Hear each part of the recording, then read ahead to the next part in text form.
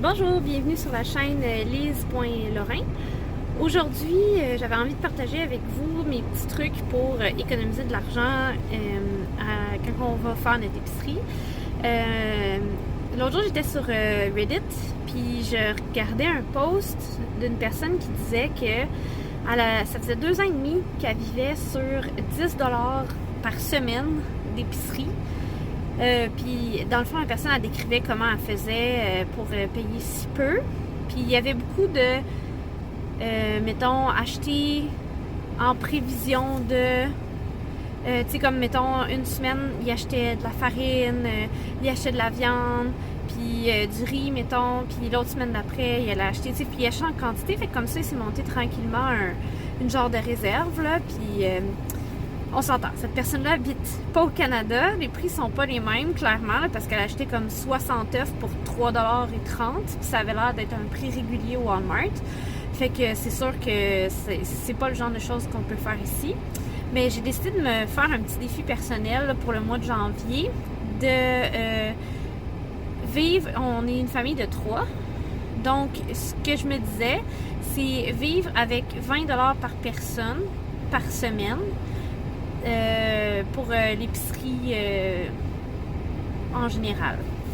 Fait que je vais partager mes petits trucs avec vous. Bon, je suis à l'épicerie en ce moment. J'aurais voulu vous montrer un peu, mais il pleut dehors. Fait que j'ai mon bébé avec moi, fait que je voulais pas non plus le laisser à la pluie. Mais mon premier truc, c'est de pas utiliser les paniers qui sont au magasin parce que souvent ils sont vraiment gros, puis ils les font de plus en plus gros pour que les gens les remplissent. Donc ce que je vais faire, c'est que je vais prendre le petit panier à main ou sinon je vais utiliser le dessous de la poussette de mon fils, puis mes mains.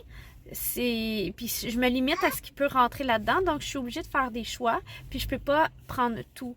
C'est sûr que si, mettons, je sais que dans mon épicerie, je vais avoir des gros trucs comme du papier de toilette ou des choses comme ça, ben dans ce temps-là, oui, je vais prendre le gros panier, mais je vais essayer de prendre le plus petit des gros paniers si je peux avoir des choix. Garder un œil sur les paniers ou les endroits où il y a de la nourriture en spécial. Il y a souvent un rabais, la nourriture est encore en très bon état. Ça vaut la peine des fois pour épargner un petit peu d'argent sur certains articles, surtout dans les fruits et légumes. Faites attention aux affiches en rouge écrit rabais. C'est souvent des prix réguliers. Les tombeaux au centre ont toujours des bons prix. Il y a même des fois des spéciaux qui permettent d'économiser sur le spécial parce que l'article expire. Ça veut pas dire que c'est plus bon, c'est vraiment juste que ça expire bientôt. S'il y a un spécial sur quelque chose que vous utilisez souvent, achetez-en au moins 3. Surveillez bien les prix, c'est pas parce qu'il y a un collant que vous économisez vraiment. Des fois, d'autres sortes vont être moins chères. Puis même si vous achetez une boîte qui en contient plusieurs, vous allez économiser encore plus. Donc, voici le résultat de mon épicerie. Ce que vous voyez ici, c'est 60$ de dépenses. J'ai de la nourriture pour quand même longtemps. C'est sûr que j'ai des choses stockées dans mon armoire aussi. Mais le prix du poulet était vraiment excellent. C'était 6 et des centimes plus le 30%. Donc, ça valait vraiment la peine. J'ai aussi acheté une boîte de légumes sur Flash Food. Donc, c'est une boîte mixte avec fruits et légumes mélangés. Des fois, c'est sûr qu'il y en a certains qui sont un peu poqués. Comme vous pouvez voir, là, ces courgettes-là, sont un petit peu poqués, mais c'est vraiment juste des trucs de surface. Mais il y a vraiment des super de beaux fruits et légumes quand même à l'intérieur. Moi, cette boîte-là me dure plus qu'une semaine, surtout au niveau des fruits. Ça me dure vraiment longtemps. Puis au besoin, j'achète des légumes à côté pour venir compléter ce qui manque. Mais il y a quand même vraiment beaucoup de choses pour 5$ dans la boîte. J'ai aussi acheté un paquet de porc. Ça me revenait à 3,33 pour ce paquet-là. Donc, c'est vraiment un super bon achat. C'est 1,10 là, à peu près par morceau de porc. Pour conserver mes légumes, j'utilise les intellifrais. Ça m'évite vraiment de perdre les légumes. Ils me durent des semaines et des semaines. Ces poivrons-là, je les ai conservés pendant 3 semaines. Ça fait 3 semaines que je les ai achetés en ce moment. Puis j'en ai encore dans mon frigo, puis ils sont toujours aussi beaux. Un autre truc aussi, c'est de connaître l'inventaire de votre frigo, puis de vous assurer de passer les restants. Donc là, je sors les choses à passer. C'est pas des choses qui sont expirées, sont encore bonnes. On s'assure de toujours finir nos restants. Le dimanche, c'est notre journée. J'ai aussi un bac de choses qu'il faut manger en premier. Donc ça, c'est les choses qui expirent très bientôt que je mets dedans. J'essaie d'être créative avec les restants qu'on a, puis de faire des repas qui peuvent être attrayants. Là, ici, mon bébé mange un restant de poulet général Tao avec des légumes puis du riz que mon chum a fait pour accompagner un morceau de viande. C'est des choses qu'il aime, donc il mange. Une chose qui aide beaucoup, c'est de prévoir vos repas en conséquence de ce qui se trouve dans votre frigo. Donc, souvent, ce que je vais faire, c'est que je vais ouvrir mon congélateur ou mon réfrigérateur, voir un peu qu'est-ce que j'ai à passer. Ça, c'est avant d'aller faire l'épicerie. Si, par exemple, j'ai du poulet, des poitrines de poulet à passer ou, je sais pas moi, des pains sous-marins, ben dans ce temps-là, je vais aller sur Internet. Je vais essayer de trouver des idées de repas si j'ai pas déjà une idée quoi faire avec.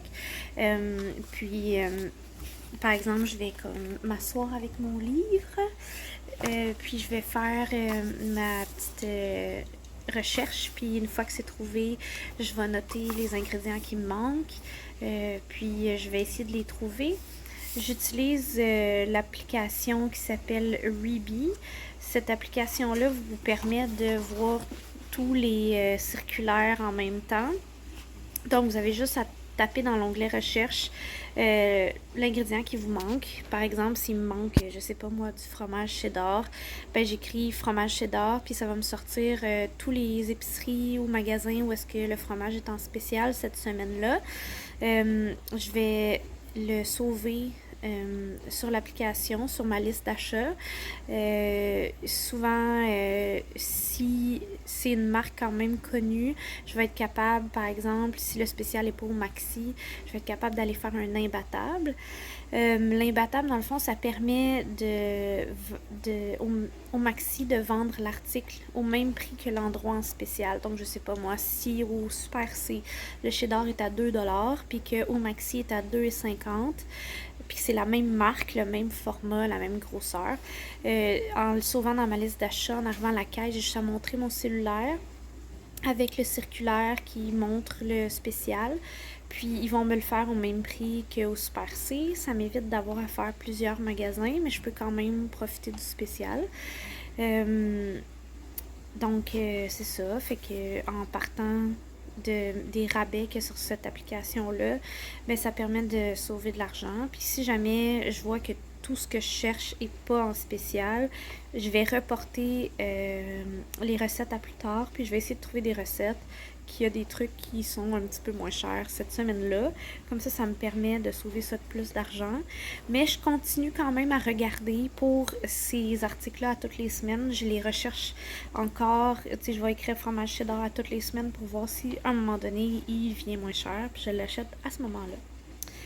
Donc, c'est pas mal ça pour aujourd'hui, pour mes petits trucs pour économiser à l'épicerie. J'espère que ça vous a vraiment aidé. J'espère que j'ai été claire. C'est possible que je fasse une autre vidéo dans le genre, éventuellement avec plus de trucs. Mais vous pouvez toujours suivre ma série sur mon défi d'épargner de l'argent en épicerie en essayant de dépenser le moins possible. Donc, un budget de 300$ par mois. Idéalement, j'aimerais ça ne pas dépasser 60$ par semaine, même si je peux aller jusqu'à 75$. dans l'optique de sauver plus d'argent. Donc, je vais vous mettre un lien du premier vidéo de cette série-là juste en bas. À la prochaine!